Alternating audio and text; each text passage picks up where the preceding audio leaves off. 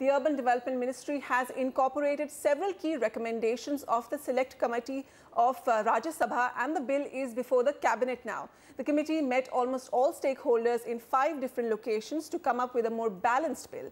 Oineetom Ojah reports on what the Real Estate Regulator Bill is looking like today.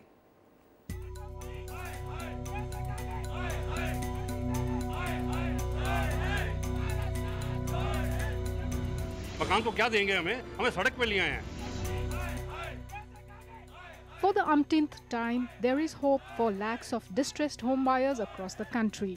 The much-awaited Real Estate Regulation and Development Bill is back on the government's discussion table with more stringent provisions for the developers.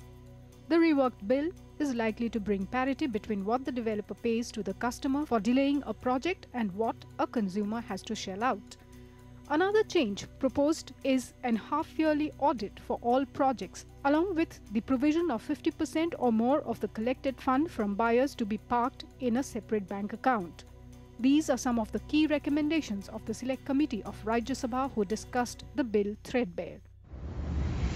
I am proposing to get the Cabinet approval and also bring it before the next session of Parliament. It's very much required for regulation and development of the real estate in the country. It will be consumer friendly, but there won't be any harassment. We want to see these fly-by-night operators do not harass the consumers. The confusion over carpet area and super area too has been put to rest, with the Rajya Sabha Select Committee opting for carpet area to be defined as net usable area of an apartment. Ongoing projects which have not received completion certificate will have to register with the regulator within 3 months. Any change in plan or structural design will also have to be cleared by 2/3 of the home buyers. Imprisonment of up to 3 years or a penalty of up to 10% of the cost of project for builders who flout norms stands. We cannot say that we'll punish you, we'll penalize you.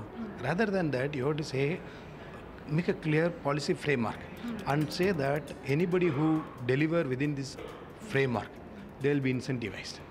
If anybody falls or goes beyond this, severely punished. First tabled in Rajya Sabha in 2013 by the then UPA government, this significant piece of legislation that has lakhs of home buyers pinning their hopes on has been going back and forth from cabinet meetings to parliament and parliamentary panels.